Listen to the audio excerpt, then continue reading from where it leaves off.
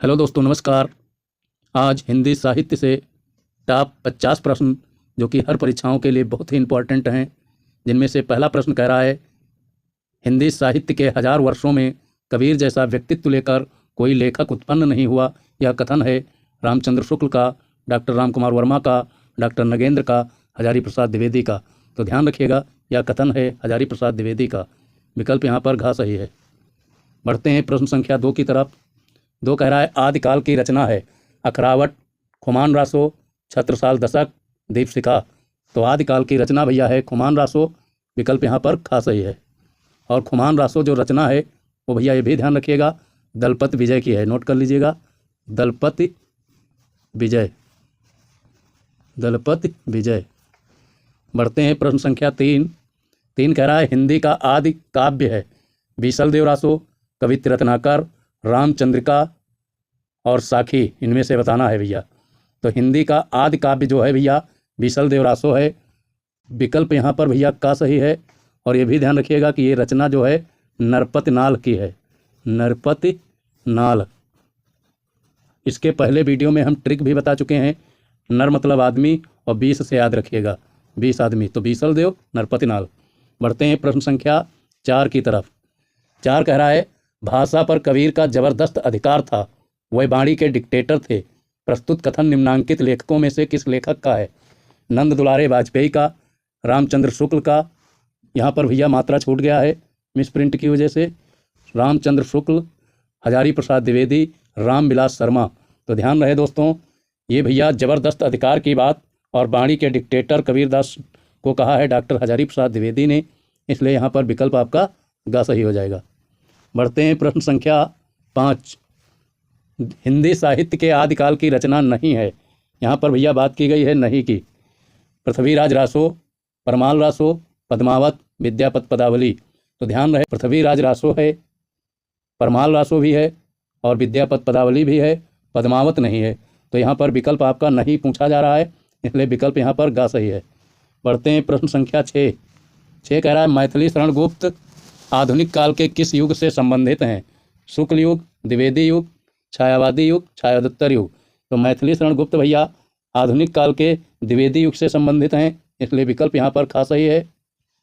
बढ़ते हैं प्रश्न संख्या 7। 7 कह रहा है, निम्नलिखित में से कौन भक्ति काल का महाकाव्य है?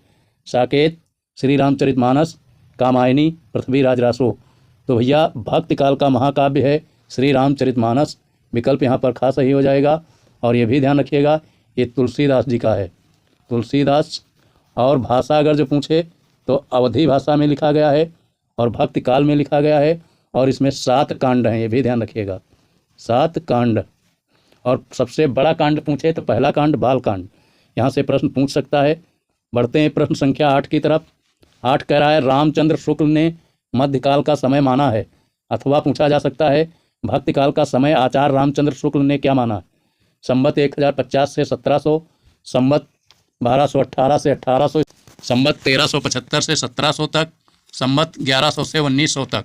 तो भैया भक्ति काल का जो समय सीमा माना गया है वो 1375 से 1700 ईस्वी तक माना गया है, आचार्य रामचंद्र शुक्ल ने माना है, इसलिए विकल्प यहाँ पर गा आपका सही है। बढ़ते हैं प्रश्न संख्या 9। 9 कह रहा है, जगन्नाथ दास रत्नाकर की रचना है यशोधरा, रस कलश, उद्धव शतक, आंसू। तो ध्यान रहे भैया, जगन्नाथ दास रत्नाकर की रचना है उद्धव शतक। विकल्प यहाँ पर गा सही है। बढ़ते हैं प्रश्न संख्या 10। रीतिकाल की रचना है साकेत, प्रिय प्रवास, बिहारी सतसई, गंगा अवतरण। तो रीतिकाल की भैया बहुत फेमस रचना बिहारी सतसई। विकल्प यहाँ पर गा सही है। बिहारी को भैया गागर में सागर भरने वाले कवि कहा जाता है, ध्यान रखिए। बढ़ते हैं प्रश्न संख्या 11। 11 कह रहा है, निम्नलिखित में से कौन सी कृति ग्रंथ रीतिकाल में लिखी गई? साकेत, विनय पत्रिका, बिहारी सतसई, पृथ्वीराज रासो। तो ये रीतिकाल में भैया लिखी गई है बिहारी सतसई, इसलिए विकल्प यहाँ पर गा सही है। बढ़ते हैं प्रश्न संख्या 12। 12 कह रहा है, निम्नलिखित में से कौन प्रेमाश्रयी शाखा के कवि नहीं है? यहाँ पर भैया नहीं की बात की जा रही है, ध्यान रखिएगा। जायसी, सूरदास, चंद्रबरदाई, बिहारी लाल, मंजन, कुतुबन। तो भैया यहाँ कह रहा है प्रेमाश्रयी शाखा के कवि नहीं हैं। जायसी भैया आपके हैं, मंजन भी हैं, कुतुबन भी हैं, और सूरदास, चंद्रबरदाई, बिहारी लाल, ये सब भैया कवि आपके भक्ति काल के हैं, और नहीं की बात कर रहा है, इसलिए विकल्प यहाँ पर खा, ये सब भक्ति काल के हैं। बढ़ते हैं प्रश्न संख्या 13। 13 कह रहा है महाकवि भूषण की रचना है रेणुका, चिदम्बरा, दीपशिखा, छत्रसाल दशक। तो भैया महाकवि भूषण की जो रचना है वो है भैया छत्रसाल दशक, क्योंकि भूषण जी राजाओं के आश्रयदाता कवि थे और राजाओं की प्रशंसा में रचना लिखते थे। एक राजा छत्रसाल दशक और एक राजा शिवा थे, दोनों की प्रशंसा में लिखते थे, इसलिए यहाँ पर विकल्प आपका घ सही है। बढ़ते हैं प्रश्न संख्या 14। 14 कह रहा है कौन सी रचना भूषण की नहीं है? शिवा बावनी। शिवा बावनी भैया तो है, और छत्रसाल दशक ये भी पढ़े हैं। शिवराज भूषण इसमें लगा ही है भूषण। रामचंद्रिका ये नहीं है, और बात की जा रही है नहीं की, इसलिए भैया विकल्प आपका कौन सा सही होगा? विकल्प आपका घ सही हो जाएगा। बढ़ते हैं प्रश्न संख्या 15। 15 कह रहा है प्रयोग सभी कालों के कवियों ने किया है, किसी एक काल में किसी विशेष दिशा में प्रयोग करने की प्रवृत्ति स्वाभाविक ही है। उपरोक्त वक्तव्य निम्नलिखित रचनाओं में से किसका है? निराला, अज्ञेय, प्रसाद और इसके बाद महादेवी वर्मा। तो ये भैया बताना है आपको, इसमें ध्यान रखिएगा, अज्ञेय जी हैं, विकल्प आपका खा सही है। बढ़ते हैं प्रश्न संख्या 16। 16 कह रहा है हिंदी साहित्य का आदिकाल निम्नलिखित में से किस साम्राज्य की समाप्ति के समय से प्रारंभ होता है? मौर्य साम्राज्य, मुस्लिम साम्राज्य, वर्धन साम्राज्य, गुप्त साम्राज्य। तो यहाँ पर ध्यान रखिएगा भैया, वो साम्राज्य है वर्धन, विकल्प आपका ग सही हो जाएगा। बढ़ते हैं प्रश्न संख्या 17। हिंदी साहित्य में आधुनिकता का प्रवर्तक साहित्यकार किसे माना जाता है? भूषण को, भारतेंदु हरिश्चंद्र को, मतिराम को, कविगंग को। तो भैया हिंदी साहित्य में आधुनिकता का प्रवर्तक की बात आ जाए या आधुनिकता की बात आ जाए तो भारतेंदु हरिश्चंद्र जी हैं, इसलिए विकल्प यहाँ पर खा सही है। बढ़ते हैं प्रश्न संख्या 18। प्रश्न 18 हिंदी नवजागरण के अग्रदूत थे जयशंकर प्रसाद, सुमित्रानंदन पंत, भारतेंदु हरिश्चंद्र, मुंशी प्रेमचंद। तो भैया नवजागरण के अग्रदूत कहे जाते हैं भारतेंदु हरिश्चंद्र, इसलिए विकल्प यहाँ पर गा सही हो जाएगा। बढ़ते हैं प्रश्न संख्या 19। 19 कह रहा है निम्नांकित में से किस काव्यधारा में सेवक सेव्य भक्ति की प्रधानता है?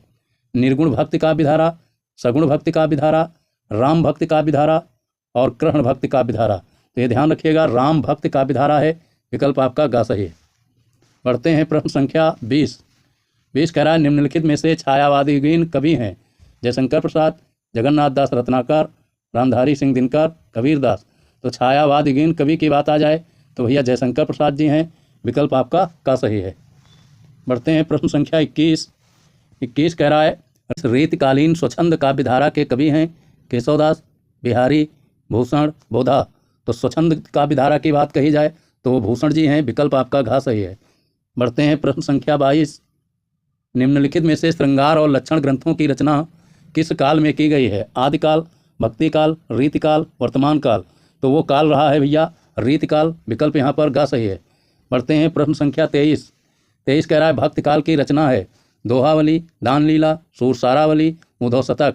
तो भक्ति काल की भैया जो रचना है वो इसमें दोहावली भी है, विकल्प का सही हो जाएगा, और सूरसारावली भी है, दो विकल्प यहाँ पर सही हैं। बढ़ते हैं प्रश्न संख्या 24। 24 कह रहा है भक्ति आंदोलन का श्रेय जाता है वल्लभाचार्य को, शंकराचार्य को, रामानुजाचार्य को, निम्बकाचार्य को। तो भैया भक्ति आंदोलन का श्रेय इसमें शंकराचार्य को सबसे अधिक जाता है, विकल्प खा है, और रामानुजाचार्य भी हैं, दो विकल्प इसमें भी सही हैं। बढ़ते हैं प्रश्न संख्या 25। 25 कह रहा है मध्वाचार्य का वाद है द्वैतवाद, अद्वैतवाद, द्वैतवाद, शुद्ध द्वैतवाद। तो ध्यान रहे भैया द्वैतवाद, विकल्प यहाँ पर का सही है। बढ़ते हैं प्रश्न संख्या 26। ज्ञानाश्रयी काव्यधारा के कवि नहीं हैं कबीरदास, मलूकदास, नंददास, रैदास। तो भैया ज्ञानाश्रयी काव्यधारा के कवि नहीं की बात यहाँ पर की जा रही है। ज्ञानाश्रयी काव्यधारा के कवि नहीं हैं भैया, तो नंददास जी नहीं हैं, विकल्प यहाँ पर गा सही है। बढ़ते हैं प्रश्न संख्या 27। 27 कह रहा है ज्ञानाश्रयी भक्ति शाखा के प्रतिनिधि कवि हैं अथवा ज्ञानमार्गी शाखा के कवि हैं, बताना है। तो तुलसीदास हैं, सूरदास हैं, बिहारी हैं, कबीरदास हैं। तो भैया ज्ञानमार्गी शाखा के कवि कबीरदास जी हैं, विकल्प आपका घा सही हो जाएगा। बढ़ते हैं प्रश्न संख्या 28। 28 कह रहा है कबीर के दोहों की किस नाम से जाना जाता है? कबीर के दोहों को किस नाम से जाना जाता है? दूहा, सुबद, साखी, पद। तो कबीर के दोहों को भैया साखी के नाम से जाना जाता है, विकल्प यहाँ पर आपका गा सही हो जाएगा। बढ़ते हैं प्रश्न संख्या 29। 29 में बताना है भैया कि कबीर के गुरु का नाम था वल्लभाचार्य, नरिहरदास, रामानंद, रामकृष्ण परमहंस। तो कबीर के गुरु भैया रामानंद, विकल्प यहाँ पर गा सही है। और ये भी याद रखिएगा कि एक कवि हुए हैं संत रैदास, कवि का नाम लिखिए संत रैदास, संत रैदास। इनके भी गुरु रामानंद थे, याद रखिएगा। बढ़ते हैं प्रश्न संख्या 23। 23 कह रहा है संत काव्यधारा के कवि नहीं हैं कबीर, रैदास, कुतुबन, दादू दयाल।